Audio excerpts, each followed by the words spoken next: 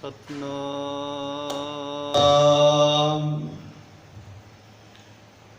वाहिगुरु साहिब जी। अमृत बाणी हर हर तेरी, सुन सुन होवे परम गत मेरी। जलन बुझी शीतल होए मनुआ, सतगुर का दर्शन पाए जियो। डंडौत बंदन अनेक बार, सर्व कला समर्थ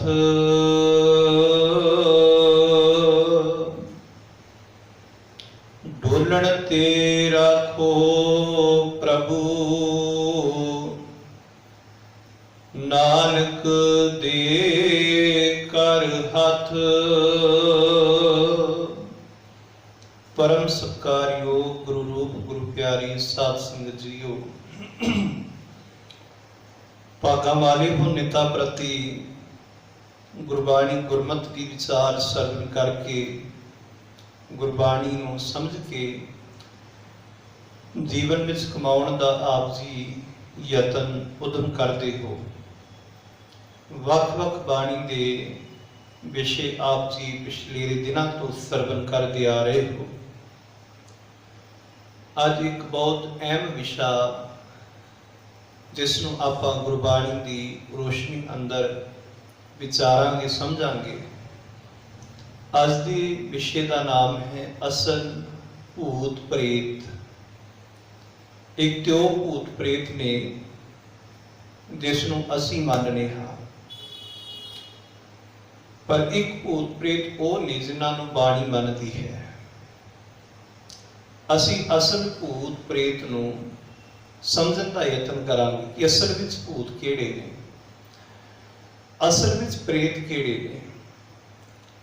इस विषय नूं गुरबाणी अंदरों समझण दा विचारण दा यतन करांगे, क्योंकि साडे मन अंदर बड़े भुलेखे ने, साडे मन अंदर बड़ा वड्डा डर है।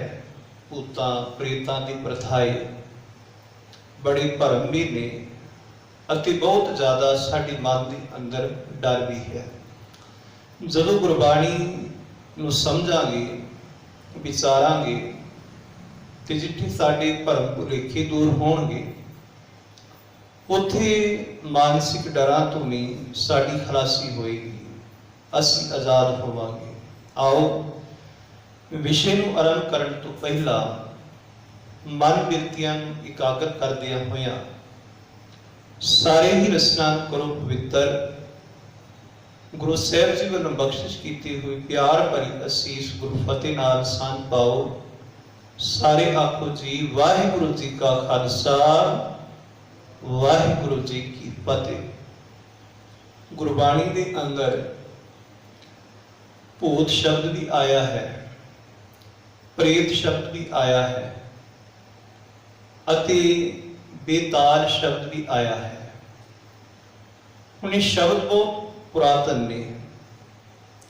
वैसे जो बाणी नूं समझिए विचारिए तो जिहड़ा भूत शब्द है कई अर्थां विच आया है। जिवें गुरबाणी का यह वचन है सर्व भूत एके कर जानिया। इति भूत का अर्थ है शरीर, मनुख। सारे मनुखा नूं बाबा कबीर साहब जी भूत कह रहे हैं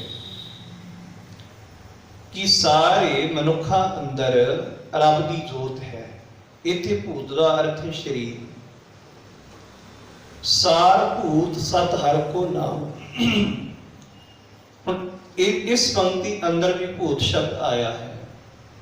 सार भूत सत हर को नाओ। इत्थे भूत का अर्थ है पदार्थ, समग्री। इसी तरह जिहड़ा समा बीत चुका है, ਅਸੀਂ ਉਸ ਨੂੰ ਵੀ ਭੂਤ ਕਹਿੰਦੇ ਹਾਂ, ਭੂਤਕਾਲ। ਤੇ ਜਿਹੜਾ ਇਨਸਾਨ ਮਰ ਚੁੱਕਾ ਹੈ, ਜਿਸ ਇਨਸਾਨ ਦੇ ਅੰਦਰੋਂ ਸਵਾਸ ਨਿਕਲ ਚੁੱਕੇ ਨੇ, ਉਸ ਦੀ ਡੈਡ ਬੋਡੀ ਨੂੰ, ਉਸ ਦੀ ਦੇਹੀ ਨੂੰ ਵੀ ਭੂਤ ਆਖਿਆ ਜਾਂਦਾ ਹੈ। ਇਸੇ ਤਰ੍ਹਾਂ ਜਿਹੜਾ ਭੂਤ ਸ਼ਬਦ ਹੈ ਉਹ ਬਾਣੀ ਵਿੱਚ ਆਉਂਦਾ ਹੈ। ਪਰ ਜਦੋਂ ਬਾਣੀ ਨੂੰ ਸਮਝੀਏ, ਵਿਚਾਰੀਏ, ਤੇ ਪਾਤਸ਼ਾਹ ਕਹਿੰਦੇ ਨੇ ਕਿ ਭੂਤ ਪ੍ਰੇਤ ਦੀ ਕੋਈ ਵੱਖਰੀ ਜੂਨ ਨਹੀਂ ਹੈਗੀ। ਜਿਵੇਂ ਪਸ਼ੂ ਪੰਛੀਆਂ ਦੀਆਂ ਵੱਖਰੀਆਂ ਜੂਨਾਂ ਨੇ,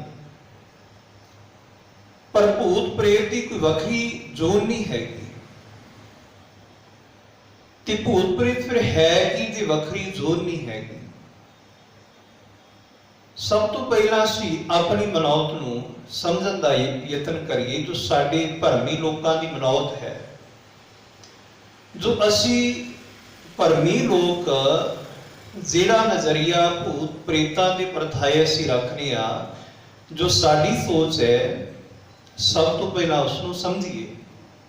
ਉਸ ਤੋਂ ਬਾਅਦ ਫਿਰ ਅਸੀਂ ਗੁਰਬਾਣੀ ਦੇ ਨਜ਼ਰੀਏ ਨੂੰ ਸਮਝਾਂਗੇ ਕਿ ਬਾਣੀ ਕਿਸ ਨੂੰ ਭੂਤ ਪ੍ਰੇਤ ਕਹਿੰਦੀ ਹੈ, ਤੇ ਅਸੀਂ ਭਰਮੀ ਤੇ ਅਗਿਆਨੀ ਲੋਕ ਕਿਸ ਨੂੰ ਭੂਤ ਅਤੇ ਪ੍ਰੇਤ ਮੰਨਦੇ ਹਾਂ।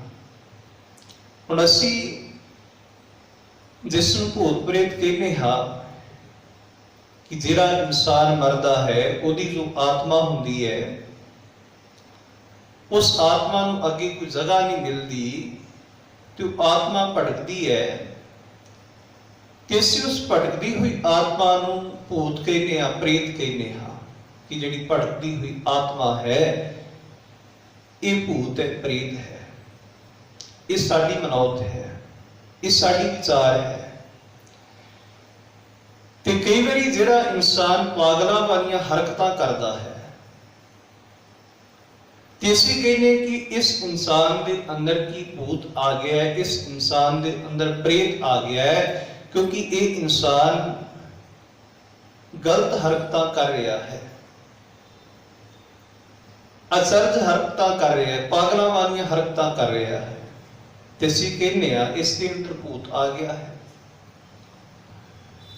ਹੁਣ ਉਸ ਭੂਤ ਨੂੰ ਕੱਢਣ ਵਾਸਤੇ ਕਈ ਜਿਹੜੇ ਪਖੰਡੀ ਨੇ, ਉਹਨਾਂ ਨੇ ਆਪਣਾ ਕਾਰੋਬਾਰ ਸ਼ੁਰੂ ਕਰ ਲਿਆ, ਡੇਰੇ ਬਣਾ ਲਏ, ਆਪਣੀਆਂ ਦੁਕਾਨਾਂ ਚਲਾ ਰਹੀਆਂ। ਭੂਤ ਕੱਢਣ ਵਾਸਤੇ ਬੜੇ ਬੜੇ ਵੱਡੇ ਡੇਰੇ ਚੱਲ ਰਹੇ ਨੇ। ਇਹ ਪਖੰਡ ਚੱਲ ਰਿਹਾ ਹੈ। ਜਿਵੇਂ ਉਦਾਹਰਨ ਵਜੋਂ ਵਡਭਾਗ ਸਿੰਘ ਦਾ ਡੇਰਾ, ਉੱਥੇ ਵੀ ਇਹ ਪਖੰਡ ਚੱਲ ਰਿਹਾ ਹੈ। ਪਰ ਕਾਰਨ ਕੀ ਹੈ ਕਿ ਜਿਸ ਨੂੰ ਅਸੀਂ ਕਹਿ ਰਹੇ ਸਾਂ ਕਿ ਇਸ ਦੇ ਅੰਦਰ ਭੂਤ ਆ ਗਿਆ ਹੈ, ਇਸ ਕਰਕੇ ਇਹ ਇਨਸਾਨ ਜਿਹੜੀਆਂ ਹਰਕਤਾਂ ਹੈ ਉਹ ਪਾਗਲਾਂ ਵਾਲੀਆਂ ਕਰ ਰਿਹਾ ਹੈ। ਪਰ ਅਸਲ ਵਿੱਚ ਉਹਦੇ ਪਿੱਛੇ ਦੋ ਕਾਰਨ ਹੁੰਦੇ ਨੇ। ਜਾਂ ਤੇ ਇਨਸਾਨ ਜੋ ਪਾਗਲਾਂ ਵਾਲੀਆਂ ਹਰਕਤਾਂ ਕਰ ਰਿਹਾ ਹੈ, ਜਿਸ ਨੂੰ ਅਸੀਂ ਕਹਿੰਦੇ ਆ ਇਸ ਦੇ ਅੰਦਰ ਭੂਤ ਆ ਗਿਆ ਹੈ, ਕੋਈ ਪ੍ਰੇਤ ਆ ਗਿਆ ਹੈ, ਇਸ ਦੇ ਅੰਦਰ ਕੋਈ ਭੂਤ ਬੋਲਦਾ ਹੈ, ਪ੍ਰੇਤ ਬੋਲਦਾ ਹੈ। ਪਹਿਲੀ ਗੱਲ, ਐਸਾ ਇਨਸਾਨ ਜਾਂ ਤੇ ਮਾਨਸਿਕ ਤਲ ਤੇ ਰੋਗੀ ਹੋਵੇਗਾ, ਮਾਨਸਿਕ ਤਲ ਤੇ, ਦਿਮਾਗੀ ਤਲ ਤੇ ਉਹ ਰੋਗੀ ਹੋਵੇਗਾ, ਤਾਂ ਉਹ ਇਨਸਾਨ ਐਸੀਆਂ ਹਰਕਤਾਂ ਕਰ ਰਿਹਾ ਹੈ। ਕਿਉਂਕਿ ਮਾਨਸਿਕ ਰੋਗ ਵੀ ਨੇ। ਸਾਨੂੰ ਸਰੀਰਕ ਰੋਗਾਂ ਬਾਰੇ ਸਮਝ ਹੈ ਥੋੜੀ ਬਹੁਤੀ, ਪਰ ਮਾਨਸਿਕ ਰੋਗਾਂ ਬਾਰੇ ਸਾਨੂੰ ਸਮਝ ਨਹੀਂ। ਜਦੋਂ ਮਾਨਸਿਕ ਅਸੀਂ ਰੋਗੀ ਹੋਈਏ, ਮਾਨਸਿਕ ਰੋਗ ਕੋਈ ਸਾਨੂੰ ਲੱਗ ਜਾਏ, ਤੇ ਜਿਹੜਾ ਇਨਸਾਨ ਮਾਨਸਿਕ ਰੋਗੀ ਬਣ ਜਾਂਦਾ ਹੈ, ਉਹ ਫਿਰ ਪਾਗਲਾਂ ਵਾਲੀਆਂ ਗਲਤ ਹਰਕਤਾਂ ਕਰਨੀਆਂ ਸ਼ੁਰੂ ਕਰ ਦਿੰਦਾ ਹੈ। ਗਲਤ ਬੋਲਣਾ, ਗਲਤ ਕਰਮ ਕਰਨੇ। ਹੁਣ ਇੱਕ ਇਹ ਕਾਰਨ ਹੋ ਸਕਦਾ ਹੈ ਜਿਸ ਨੂੰ ਅਸੀਂ ਕਹਿੰਦੇ ਕਿ ਇਸ ਦੇ ਅੰਦਰ ਕੋਈ ਆਤਮਾ ਹੈ, ਕੋਈ ਭੂਤ ਹੈ। ਹੁਣ ਸਭ ਤੋਂ ਪਹਿਲਾਂ ਇਨਸਾਨ ਮਾਨਸਿਕ ਰੋਗੀ ਹੋ ਸਕਦਾ ਹੈ, ਪਰ ਮਾਨਸਿਕ ਰੋਗਾਂ ਦਾ ਇੱਕ ਵੱਖਰਾ ਇਲਾਜ ਹੁੰਦਾ ਹੈ। ਸਾਨੂੰ ਐਸੇ ਰੋਗੀਆਂ ਦਾ ਇਲਾਜ ਕਰਾਉਣਾ ਚਾਹੀਦਾ ਹੈ, ਨਾ ਕਿ ਸਾਨੂੰ ਪਖੰਡੀਆਂ ਦੇ ਡੇਰੇ ਤੇ ਪਖੰਡੀਆਂ ਦੀ ਥਾਵਾਂ ਤੇ ਭਟਕਣਾ ਚਾਹੀਦਾ ਹੈ। ਦੂਸਰੀ ਗੱਲ, ਐਸੀਆਂ ਹਰਕਤਾਂ ਜਾਂ ਕੋਈ ਚਲਾਕ ਮਨੁੱਖ ਕਰਦਾ ਹੈ, ਇਸਤਰੀ ਕਰਦੀ ਹੈ, ਜਿਹੜੀ ਚਲਾਕ ਹੈ, ਹੁਸ਼ਿਆਰ ਹੈ, ਉਹ ਘਰ ਦੇ ਕੰਮਾਂ ਤੋਂ ਬਚਣਾ ਚਾਹੁੰਦੀ ਹੈ, ਘਰ ਦੀ ਕੰਮ ਨਹੀਂ ਕਰਨੀ ਚਾਹੁੰਦੀ, ਘਰਦਿਆਂ ਤੋਂ ਵੱਖਰਾ ਹੋਣਾ ਚਾਹੁੰਦੀ ਹੈ। ਜਾਂ ਉਹ ਆਪਣੇ ਘਰ ਵਿੱਚ ਆਪਣੇ ਸਹੁਰੇ ਪਰਿਵਾਰ ਤੋਂ ਦੁਖੀ ਹੈ, ਇਸ ਕਰਕੇ ਤਾਂ ਉਹ ਇਹੋ ਜਿਹੀਆਂ ਹਰਕਤਾਂ ਕਰਦੀ ਹੈ। ਇਹੋ ਜਿਹੀਆਂ ਹਰਕਤਾਂ, ਇਹੋ ਜਿਹਾ ਵਰਤਾਵਾ ਉਹ ਇਸਤਰੀ ਦਾ ਪੁਰਸ਼ ਕਰਦਾ ਹੈ, ਤੇ ਬਹੁਤੀ ਗਿਣਤੀ ਇਸਤਰੀਆਂ ਦੀ ਹੁੰਦੀ ਹੈ। ਹੁਣ ਇਹ ਦੋ ਕਾਰਨ ਹੁੰਦੇ ਨੇ, ਜਾਂ ਤੇ ਮਾਨਸਿਕ ਰੋਗੀ, ਜਾਂ ਇਨਸਾਨ ਜਾਣ ਕੇ ਗਲਤ ਹਰਕਤਾਂ ਕਰ ਰਿਹਾ ਹੈ। ਹੁਣ ਅਸੀਂ ਕਹਿੰਦੇ ਹਾਂ ਕਿ ਇਸ ਦੇ ਅੰਦਰ ਕੋਈ ਭੂਤ ਹੈ, ਇਸ ਨੂੰ ਕੋਈ ਪ੍ਰੇਤ ਆ ਕੇ ਚੰਬੜ ਗਿਆ ਹੈ, ਪਰ ਜਦੋਂ ਬਾਣੀ ਨੂੰ ਵਿਚਾਰਾਂਗੇ, ਬਾਣੀ ਨੂੰ ਸਮਝਾਂਗੇ, ਤੇ ਕਈ ਵਾਰੀ ਇਹ ਡਰ ਸਾਨੂੰ ਮਾਨਸਿਕ ਤੌਰ ਤੇ ਡਰ ਸਾਨੂੰ ਬੜੀ ਪਰੇਸ਼ਾਨ ਕਰਦੇ ਨੇ। ਜਿਸ ਦੇ ਅੰਦਰ ਇਹ ਡਰ ਪੈ ਜਾਏ ਨਾ ਭੂਤ ਪ੍ਰੇਤਾਂ ਦਾ, ਉਹ ਮਾਨਸਿਕ ਤੌਰ ਤੇ ਬੜਾ ਕਮਜ਼ੋਰ ਹੋ ਜਾਂਦਾ ਹੈ, ਬੜਾ ਡਰਪੋਕਰ ਹੋ ਜਾਂਦਾ ਹੈ, ਕਿਉਂਕਿ ਉਸ ਇਨਸਾਨ ਤੇ ਇਹ ਮਾਨਸਿਕ ਗੱਲਾਂ ਦਾ ਪ੍ਰਭਾਵ ਪੈ ਗਿਆ ਹੈ, ਗਲਤ ਵਿਚਾਰਾਂ ਦਾ ਉਸ ਇਨਸਾਨ ਤੇ ਮਾਨਸਿਕ ਤੌਰ ਤੇ ਪ੍ਰਭਾਵ ਪਿਆ ਹੋਇਆ ਹੈ। ਤੇ ਐਸਾ ਮਾਨਸਿਕ ਤੌਰ ਤੇ ਡਰਿਆ ਹੋਇਆ ਮਨੁੱਖ ਫਿਰ ਪਖੰਡੀਆਂ ਦੇ ਕੋਲ ਭੱਜਦਾ ਹੈ, ਦੌੜਦਾ ਹੈ, ਭਟਕਦਾ ਹੈ। ਪਰ ਜਦੋਂ ਅਸੀਂ ਭੂਤ ਪ੍ਰੇਤਾਂ ਦੀ ਅਸਲ ਪਰਿਭਾਸ਼ਾ ਨੂੰ ਸਮਝਾਂਗੇ, ਗੁਰਬਾਣੀ ਦੀ ਰੋਸ਼ਨੀ ਅੰਦਰ, ਕਿ ਅਸਲ ਵਿੱਚ ਭੂਤ ਪ੍ਰੇਤ ਕੀ ਹੁੰਦੇ ਨੇ, ਤੇ ਸਾਡਾ ਜਿਹੜਾ ਮਾਨਸਿਕ ਡਰ ਹੈ ਉਹ ਖਤਮ ਹੋਏਗਾ। ਡਰ ਖਤਮ ਹੋਏਗਾ, ਸਾਡੇ ਅੰਦਰੋਂ ਮਾਨਸਿਕ ਇਹੋ ਜਿਹੇ ਰੋਗ ਖਤਮ ਹੋਣਗੇ, ਜੀਵਨ ਸੋਹਣਾ, ਚੰਗਾ, ਆਨੰਦਮਈ ਤੇ ਖੂਬਸੂਰਤ ਬਣ ਜਾਏਗਾ।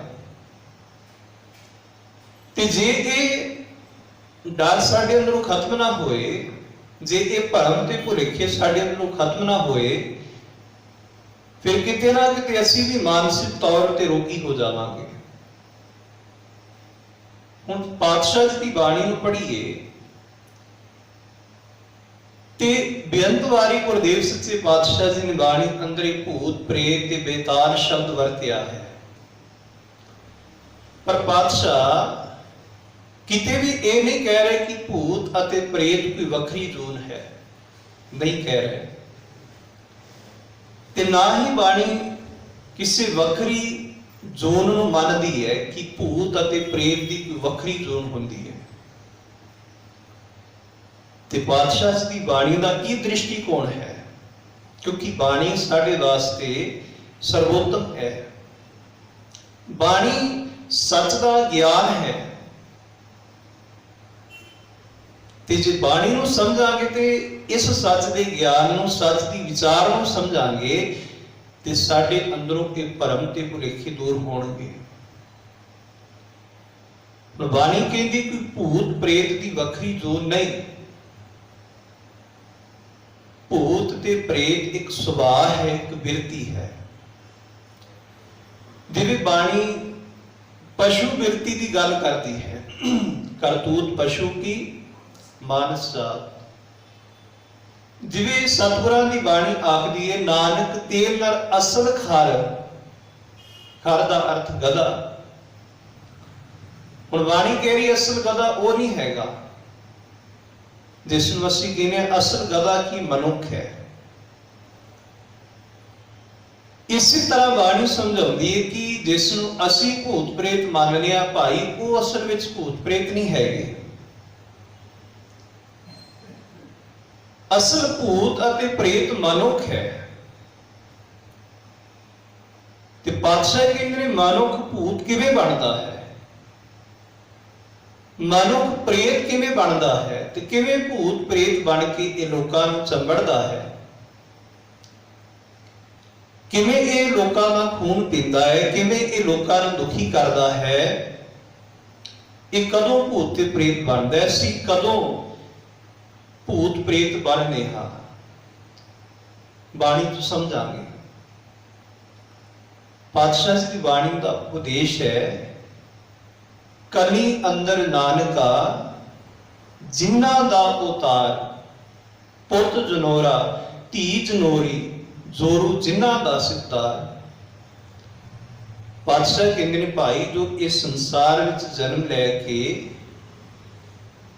ਵਿਕਾਰਾਂ ਦੇ ਅਧੀਨ ਆਪਣਾ ਜੀਵਨ ਬਤੀਤ ਕਰ ਰਹੇ ਨੇ, ਵਿਕਾਰਾਂ ਦੇ ਅਧੀਨ ਸੱਚ ਦੇ ਨਾਲੋਂ ਟੁੱਟ ਕੇ ਵਿਕਾਰਾਂ ਵਿੱਚ ਮਲੀਨ ਹੋ ਕੇ ਜਿਹੜੇ ਇਨਸਾਨ ਆਪਣਾ ਜੀਵਨ ਬਤੀਤ ਕਰਦੇ ਨੇ, ਪਾਤਸ਼ਾਹ ਕਹਿੰਦੇ ਨੇ ਉਹ ਇਸ ਕਲਯੁਗ ਦੇ ਅੰਦਰ ਕੀ ਨੇ? ਭੂਤ ਨੇ, ਪ੍ਰੇਤ ਨੇ। ਤੇ ਸਤਿਗੁਰ ਕਹਿੰਦੇ ਨੇ ਕਿ ਭਾਈ ਐਸੇ ਵਿਕਾਰੀਆਂ ਮਨੁੱਖਾਂ ਦੇ ਘਰ ਜਿਹੜੇ ਬੱਚੇ ਜੰਮਦੇ ਨੇ, ਚਾਹੇ ਪੁੱਤਰ ਜੰਮ ਰਿਹਾ ਹੈ, ਚਾਹੇ ਧੀ ਜੰਮ ਰਹੀ ਹੈ, ਪਾਤਸ਼ਾਹ ਕਹਿੰਦੇ ਨੇ ਉਹ ਪੁੱਤ ਵੀ ਭੂਤ ਹੈ, ਉਹ ਲੜਕੀ ਵੀ ਭੂਤਨੀ ਹੈ, ਤੇ ਉਹ ਮਾਂ ਵੀ ਭੂਤ ਹੈ। ਕਲੀ ਅੰਦਰ ਨਾਨਕਾ ਜਿਨ੍ਹਾਂ ਦਾ ਉਤਾਰ, ਪੁੱਤ ਜਨੋਰਾ ਧੀ ਜਨੋਰੀ ਜ਼ੋਰੂ ਜਿਨ੍ਹਾਂ ਦਾ ਸਿਕਦਾਰ। ਗੁਰਦੇਵ ਸੱਚੇ ਪਾਤਸ਼ਾਹ ਗੁਰੂ ਨਾਨਕ ਸਾਹਿਬ ਜੀ ਦਾ ਇਹ ਪਾਵਨ ਸ਼ਲੋਕ ਹੈ। ਇਸੇ ਤਰ੍ਹਾਂ ਪਿਆਰਿਓ ਆਸਾ ਕੀ ਵਾਰ ਪੜ੍ਹੀਏ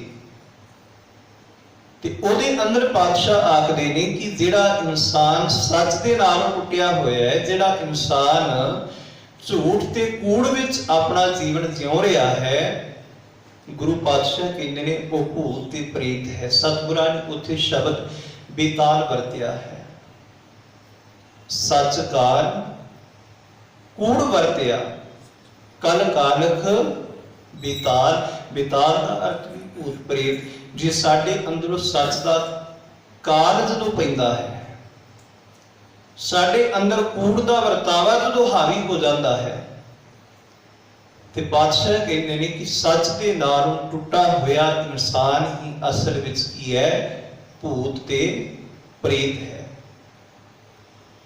ਇਸੇ ਤਰ੍ਹਾਂ ਬਾਣੀ ਦੇ ਅੰਦਰੋਂ ਹੋਰ ਬਚਨ ਲੈ ਕੇ ਅਸੀਂ ਸਮਝਣ ਦਾ ਯਤਨ ਕਰੀਏ ਤੇ ਬਾਦਸ਼ਾਹ ਕਿਤੇ ਵੀ ਭੂਤ ਪ੍ਰੇਤ ਦੀ ਵੱਖਰੀ ਜੋਨ ਨਹੀਂ ਮੰਨਦੇ ਪਏ, ਸਾਨੂੰ ਹੀ ਭੂਤ ਤੇ ਪ੍ਰੇਤ ਕਹਿ ਰਹੇ ਨੇ, ਸਾਨੂੰ ਭੂਤ ਪ੍ਰੇਤ ਆਖ ਰਹੇ ਨੇ। ਮਾਇਆ ਮੋਹ ਪ੍ਰੇਤ ਹੈ, ਕਾਮ ਕ੍ਰੋਧ ਲੋਭ ਅਹੰਕਾਰਾ। ਪਾਤਸ਼ਾਹ ਕਹਿੰਦੇ ਨੇ ਕਿ ਮਾਇਆ ਦਾ ਮੋਹ ਇਨਸਾਨ ਨੂੰ ਪ੍ਰੇਤ ਬਣਾਉਂਦਾ ਹੈ। ਹੁਣ ਜਿਸ ਦੇ ਅੰਦਰ ਮਾਇਆ ਦਾ ਮੋਹ ਹੈ, ਜੋ ਮਾਇਆ ਦੀ ਖਾਤਰ ਸਭ ਕੁਝ ਕਰਨ ਨੂੰ ਤਿਆਰ ਹੋ ਜਾਂਦਾ ਹੈ, ਇਨਸਾਨੀਅਤ ਤੋਂ ਨੀਵਾਂ ਡਿੱਗ ਜਾਂਦਾ ਹੈ, ਲੁੱਟਣ ਨੂੰ ਖੂਨ ਪੀਣ ਨੂੰ ਜਿਹੜਾ ਇਨਸਾਨ ਤਿਆਰ ਹੋ ਜਾਂਦਾ ਹੈ, ਬਾਣੀ ਉਸ ਨੂੰ ਪ੍ਰੇਤ ਆਖਦੀ ਹੈ, ਕਿਉਂਕਿ ਇਨਸਾਨ ਦਾ ਮਾਇਆ ਦੇ ਨਾਲ ਮੋਹ ਹੈ, ਮਾਇਆ ਦੀ ਖਾਤਰ ਉਹ ਇਨਸਾਨੀਅਤ ਤੋਂ ਡਿੱਗ ਕੇ ਕਰਮ ਕਰ ਰਿਹਾ ਹੈ।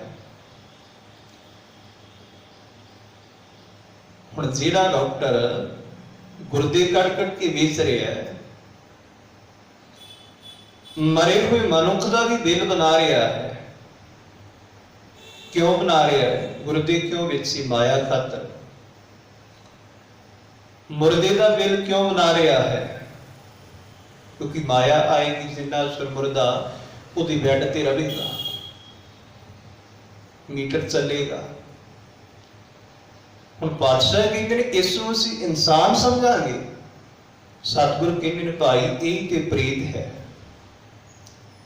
ਮੈਂ ਨਹੀਂ ਸੁਣਿਆ ਕਿ ਪ੍ਰੇਤਾਂ ਨੇ ਇੰਨਾ ਨੁਕਸਾਨ ਕੀਤਾ ਹੋਵੇ, ਪਰ ਮਨੁੱਖ ਦੇ ਨੁਕਸਾਨ ਬੜੇ ਸੁਣੇ ਨੇ ਕਿ ਜਦੋਂ ਮਨੁੱਖ ਪ੍ਰੇਤ ਬਿਰਤੀ ਧਾਰਨ ਕਰਦਾ ਹੈ, ਇਨਸਾਨੀਅਤ ਤੋਂ ਨੀਵਾਂ ਡਿੱਗਦਾ ਹੈ, ਤੇ ਮਨੁੱਖ ਬੜੇ ਘਰ ਤਬਾਹ ਕਰਦਾ ਹੈ, ਬੜਿਆਂ ਦਾ ਖੂਨ ਪੀਂਦਾ ਹੈ, ਬੜਿਆਂ ਨੂੰ ਲੁੱਟਦਾ ਹੈ, ਮਾਰਦਾ ਹੈ। ਇਹਦਾ अर्थ कि असल प्रेत मनुख ही है। ਕਿਹੜਾ ਮਨੁੱਖ ਜਿਹੜਾ ਇਨਸਾਨੀਅਤ ਤੋਂ ਨੀਵਾ ਡਿੱਗਾ ਹੋਇਆ ਹੈ, ਜਿਹੜਾ ਇਨਸਾਨ ਮਾਇਆ ਦੇ ਮੋਹ ਵਿੱਚ ਫਸਿਆ ਹੋਇਆ ਹੈ, ਲੋਭ ਵਿੱਚ ਫਸਿਆ ਹੋਇਆ ਹੈ, ਉਹ ਕੀ ਹੈ? ਉਹ ਪ੍ਰੇਤ ਇਨਸਾਨੀਆਂ ਨੂੰ ਚਿੰਬੜਿਆ ਹੋਇਆ ਹੈ, ਮਨੁੱਖਤਾ ਨੂੰ ਚਿੰਬੜਿਆ ਹੋਇਆ ਹੈ। ਉਹ ਖੂਨ ਪੀ ਰਿਹਾ ਹੈ। ਹੱਕ ਮਾਰਨ ਤੋਂ ਭਾਵ ਹੁੰਦਾ ਹੈ ਖੂਨ ਪੀਣਾ। ਪਾਤਸ਼ਾਹ ਕਹਿੰਦੇ ਨੇ ਜਿਹੜਾ ਇਨਸਾਨ ਹੱਕ ਮਾਰ ਰਿਹਾ ਹੈ ਉਹ ਅਸਲ ਵਿੱਚ ਕੀ ਹੈ? ਪ੍ਰੇਤ ਬਣ ਕੇ ਮਨੁੱਖਤਾ ਦਾ ਖੂਨ ਪੀ ਰਿਹਾ ਹੈ। ਤੇ ਬਾਣੀ ਵਾਰ-ਵਾਰ ਇਹ ਸਮਝਾ ਰਹੀ ਹੈ, ਕੱਲ ਮੈਂ ਪ੍ਰੇਤ ਜਿਨ ਰਾਮ ਨਾ ਪਛਾਤਾ। ਪ੍ਰੇਤ ਕੌਣ ਹੈ? ਜਿਸ ਨੇ ਜਨਮ ਲੈ ਕੇ ਰੱਬੀ ਗੁਣਾਂ ਨੂੰ ਸਮਝਿਆ ਨਹੀਂ, ਰੱਬੀ ਗੁਣਾਂ ਨੂੰ ਅਪਣਾਇਆ ਨਹੀਂ। जब बाबा कबीर साहब अपनी बाणी अंदर समझाते ने, कबीर जा कर साधना सेवी है, हर की सेवा नाहे, ते कर मरहट सारखे भूत बसै तिन माहे। बाबा कबीर साहब ते प्रतख भूतां दे दर्शन कराउंदे पए ने। भाई दूजियां भूतां तो नहीं डर, वो भूत नहीं मानवता नूं तंग करदे,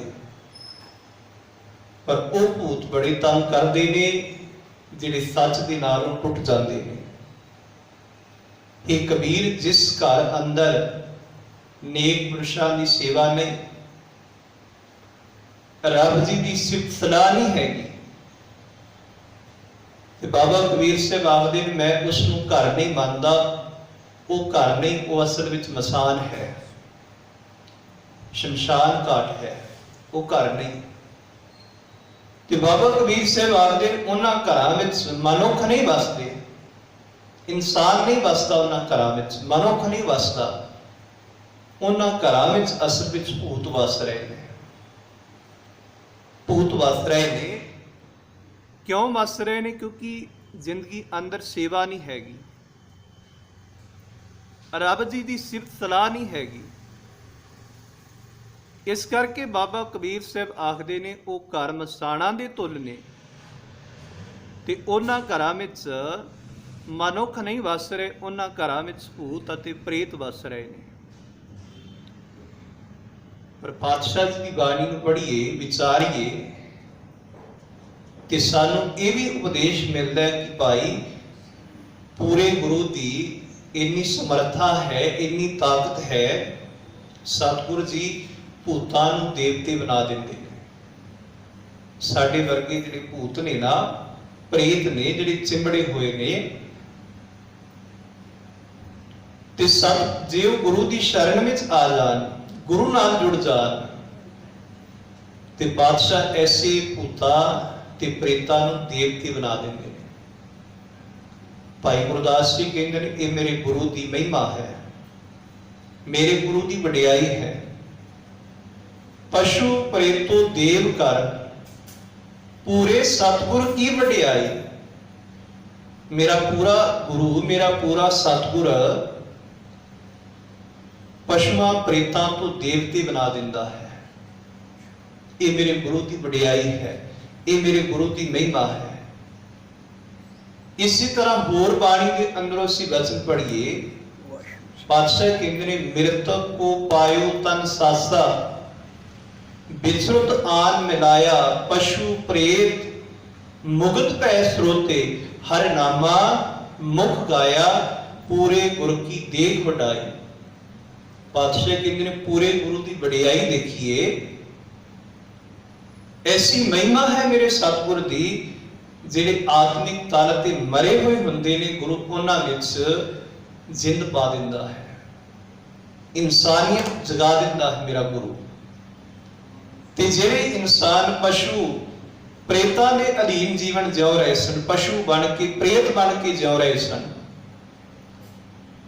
मेरा गुरु उन्हां नूं देवते बना दिंदा है। पशु प्रेत मुगत भै स्रोते, हर नामा मुख गाया। प्रेतो कितोन देवते तिन करने हारे।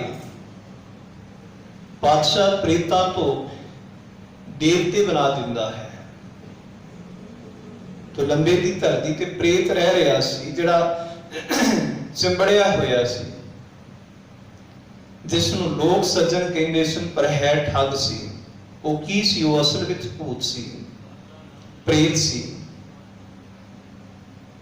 मनुखता का खून पी रहा सी। पर मेरे सतगुरां ने ऐसी बख्शिश की, ऐसी कृपा की, जो सच दे नाल जोड़िया, वो भूत, वो प्रेत, बिरती का जो मनुख सी, वो की इंसान बन गया, मनुख बन गया।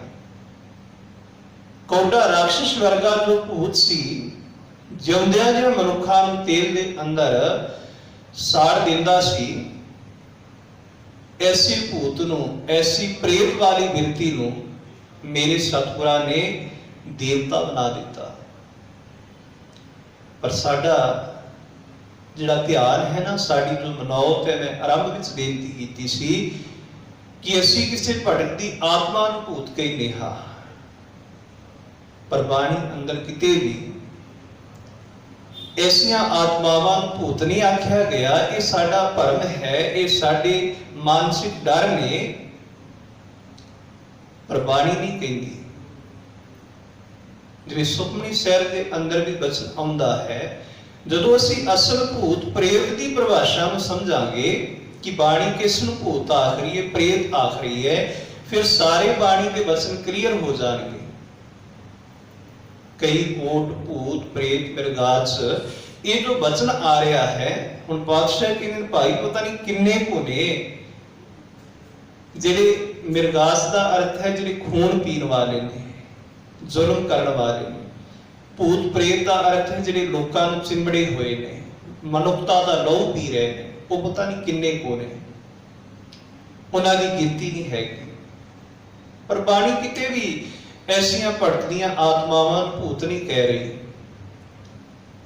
किते मोहर नहीं ला रही, किते प्रवानगी नहीं दे रही।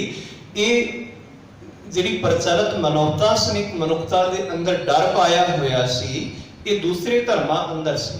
पर पातशाह जी ने शब्द जरूर भूत ते प्रेत वरतिया है, पर सतगुरां ने नाल परिभाषा भी दी है, परिभाषा भी बयान की है कि भाई जे भूत प्रेत की गल हो रही है बाणी अंदर, ते बाणी भूत ते प्रेत किस नूं आख रही है। ते असल भूत ते प्रेत की परिभाषा ना समझण के कारण मानसिक रोगी हो गए, डर पैदा हो गया, ते कई पखंडियां दे फिर डेरे चलन लग पे, पखंड दियां दुकानां पैदा हो गई। वडभाग सिंह दे डेरे जां होर इहो जे डेरे अनेकां पैदा हो गए, किथे भूत प्रेत कढे जाते हैं।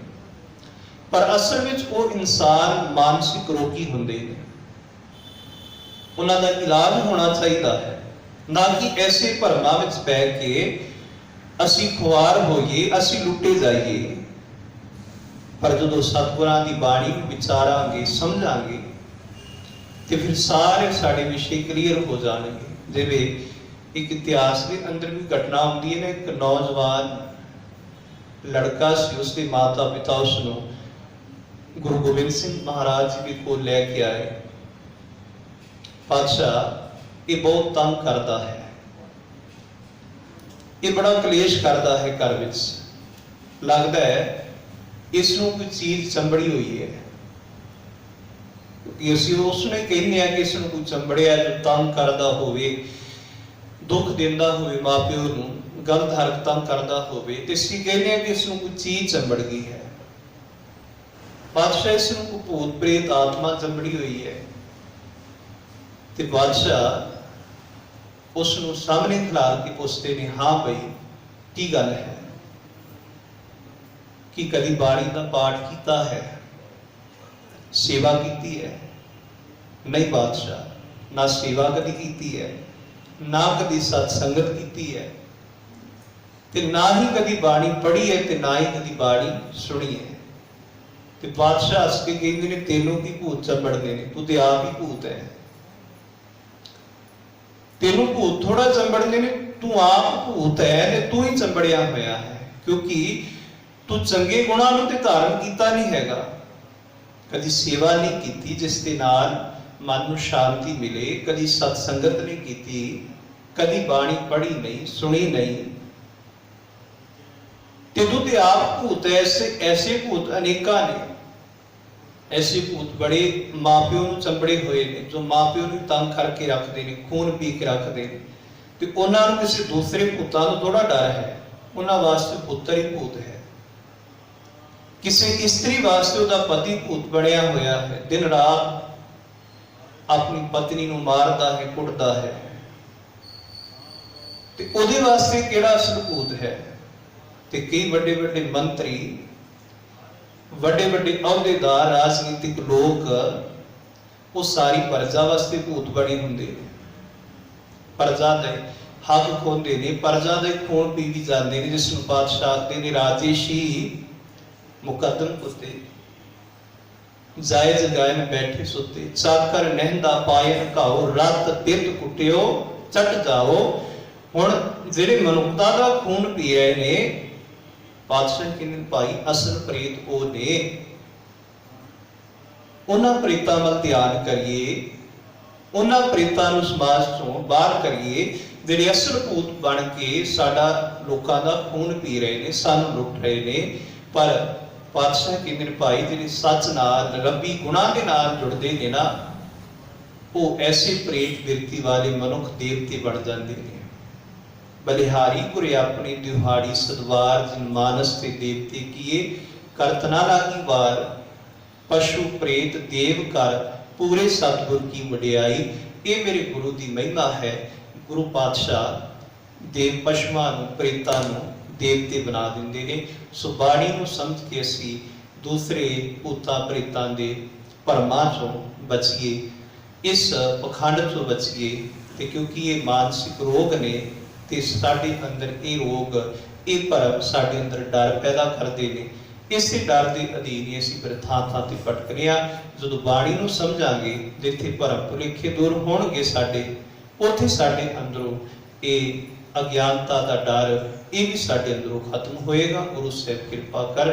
गुरबाणी की रोशनी अंदर अज आपां असल भूत अते प्रेत की परिभाषा नूं समझण अते विचारण का यत्न कीता है। गुरु साहिब कृपा करन। कोई भुल चूक दी खिमा अदब सत्कार नाल आखो जी। वाहिगुरु जी का खालसा, वाहिगुरु जी की फतेह।